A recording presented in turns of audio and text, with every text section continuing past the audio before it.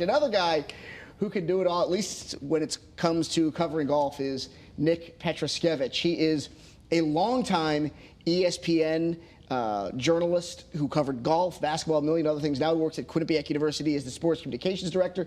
He also has been covering golf for the Hartford Courant for this week specifically. So, Nick, I got to ask you, first and foremost, you knew it was going to be an exciting conclusion to this tournament. What are your first thoughts? That was over fast. I didn't expect it to end that quickly, especially the way Scheffler had putted yesterday to make sure that he was part of the playoff. Right.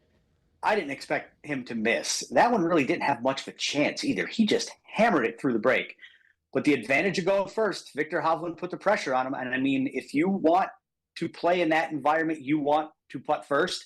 Hovland was able to do that and got the knee bend to get that putt in the side door. But it ended fast. And the other thing that really jumped out to me, and you guys just talked about it, is how many people were there this morning. That was wild. I turned it on thinking, I'll look at a decent, sparse crowd. No, like that was packed. It just goes back to how well received this tournament is by this region. Absolutely. I want to ask you, do you feel like the way that Hovland, I mean, his response, Joe made this point, that Scheffler hits an incredible approach to like 3.5 feet. And it would have been so easy for Hovland to say, all right, I'm going to hit one in the middle of the green, probably two putt and say, all right, Scotty, you earned it. That approach shot, a lot is going to be made of the putts at the end. Of course, people are going to focus on that. But do you think that Hovland's approach shot was really kind of what ended up winning it for him? Sure. I mean, you're staring at, you think Scotty Scheffler is going to make birdie. Like he's in there in somewhat kick-in range, apparently though not kick-in range because he missed. And there is all the pressure in the world is on Hovland to hit his approach close because it's going to take 3 to at least force another hole. Listen, it wasn't the hardest shot in the world. He had 142 yards and he was hitting a 9-iron. It wasn't like he was 220 with water facing him.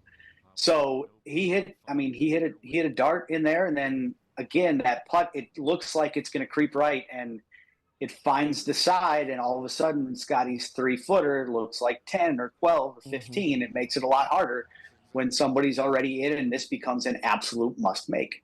It's funny, though, how you said that it wasn't a hard shot. It wasn't like 220 over water. But if you remember, Scotty on 17 yesterday had 190 over water going into 17 and hits another one of the greatest golf shots I've ever seen. To get over 190 out of the rough, on the green, and gets out of there with unbelievable.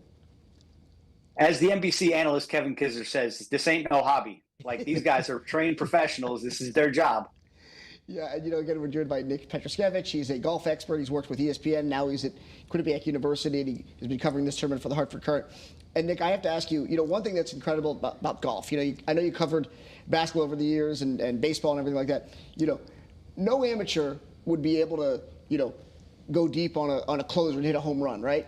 But yet you're going to have a lot of amateur golfers saying, boy, I probably could have made that 3.5-foot putt, even though, of course, Scotty Scheffler is the best player in the world. I mean, do you feel like that is part of golf's appeal, that so many people think, for one moment, I actually could do something that some of these pros might fail to do in one moment? Now, of course, we're not going to hit 190 over water to within a few feet of the hole either, but still. When you guys asked me to come on, I said to a couple of my friends I was doing this, and I got 3 texts, including one that said, just tell them I would have made that putt. Yeah. So, yes, all the weekend warriors think that they would have hit that one right in the back of the hole and gotten in the cart and driven back to 18 for another playoff hole. Well, so, yes, everybody thinks they can make that one. Joe would have made that putt. I'm not sure if he would have made the approach shot quite as easily. My nickname in the men's club is Joey 3 Putts. There's no way. Yeah. That's P-U-T-Z. There's no way I was going to make that putt. No way. Too much pressure. And, Nick, I know you've covered so many great tournaments over the years. You just were covering the Masters down in Augusta, of course. And in a lot of ways, you'd say a player like Scheffler wouldn't feel the pressure in that moment. I mean, he's won 4 majors. He's played in Ryder Cups. Yet, I'm sure you've seen it time and time again, when you have a putt to either win a tournament or, in this case, to extend a playoff, you even see immortal players can be reduced to mere mortals, right? Sure. I was really, really surprised yesterday of how into it he was. I shouldn't be that surprised. He's the #1 player in the world. He's got 4 major championships, including 2 green jackets. But a part of me had to think, okay, they know they're not finishing last night. Maybe shove that 6-footer for par. Second place, he's won a ton of times. Right. You really don't have to stay here another day. He made it, and he threw the fist pump and knew he was coming back the next morning, and didn't care. He was ready to go because that's how they're built. That's how you get to be number one in the world, and that's how you go about each day trying to win golf tournaments. But like I said, that first putt goes in, and it makes his a lot more nervy than he probably thought. He probably thought, I'll go up there, tap it in, and either I'll have won the tournament because Hovland missed, or we're going to go back and keep playing 18 for another hour. And Nick, that's an astute point. Joe made the exact same point that if you watched Scheffler bury that putt on 18 yesterday, I mean, he was fired up. I mean, you never see him pumping his fist in that way, even seemingly bigger tournaments. Even on majors, you don't see him get that fired up typically. I mean, he was raring to go, Joe. I mean, one of the things they say about him is the guy's low-key. He's not this vivacious, rambunctious champion, you know, who's, look at me, tapping himself as he goes around the world beating everybody. He's low-key, so it's rare to see, but there's no question, those, I mean, 15, 16, 17, 18, that up and down he made on 15, you know, after he's rolled off the green, he gets that par, that was dramatic. And then 16, 7, the guy just made everything, and then he ends up finishing. And Hovland stays right with him like a machine the whole Hovland. time. Yeah, that was so much emotion from Scotty Scheffler yesterday. You don't ever see that. You don't ever see him take a step and walk it in the hole either. It's usually the ball goes in, he does like the golfer half tip of the cap, half wave to the crowd. No, he walked that thing in, and then a fist pump and a yell, which that doesn't happen from him. You know, the crazy thing too about golf, Hovland has just won this incredible golf tournament, and because of the circumstance and the order in which it happened, he's almost got to feel apologetic that he won. He doesn't get a chance to do his own fist pump. Yeah, right. You know, he doesn't get a chance to celebrate. He won. You saw him. He gives you one of these like relief, and right. I can't really cheer right now because Scotty just missed a shot he should have made, and we should be going. That's the great dynamic about golf. The order in which things happen determines how crowds celebrate and how golfers celebrate. Yeah, you want to win, but I don't think you want to see somebody miss a 3-footer for you to win, right?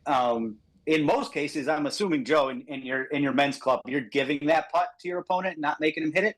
Oh, interesting. Yeah, no, we don't. What was the question? No, would you give that putt in your men's league, or do you make him put it out? Not for the tournament. No, we You're would making him not. hit it, huh? That's right. not a gimme. It's not. And by the way, Mayor, when I call it the men's club, it's really not. It's the Tunxus Golf Club's Sunday morning league. We have, in fact, we have a producer here, Missy. Yeah. Our UConn producer who plays in it. So it's really not a men's club. It's. Oh, got it. I want to make sure that a league. I got it. It's a league with men and women, and we keep bringing anyway.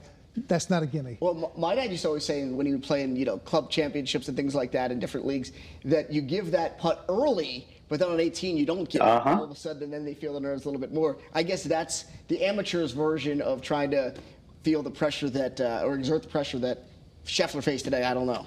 Well, it's nobody expects him to miss it, but that's golf. I mean, Nick, I got to ask you. We talked earlier this week about how at this point the Travelers Championship is just stacking great tournament after great tournament, great conclusions after great conclusions.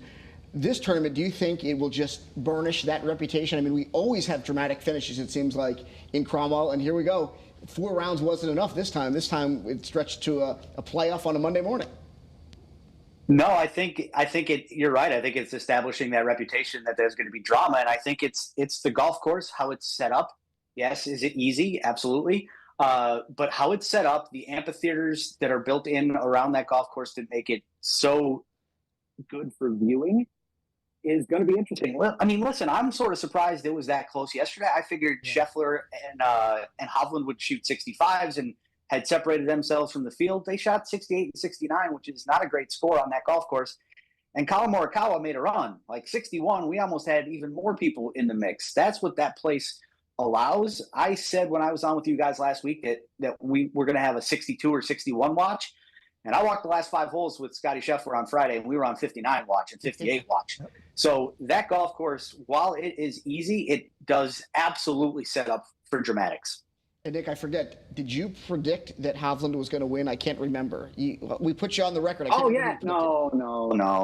I said Akshay Bhatia, but I can take credit for Hovland if you want. Do it. Yeah, why not? We'll all take credit. We're all going to just say, all three of us, even though none of us nailed it, we're going to say that the three of us all got that prediction. We're going to edit this part out. Well, except later. that you made your prediction after like 2 rounds, That's right? true. The rest of us were, Yeah, the sad thing is I made my prediction this morning, as a matter of fact, and I predicted and Scheffler. you So I still got didn't it get wrong. it. Yeah, well, what can you do? You can't win them all, right?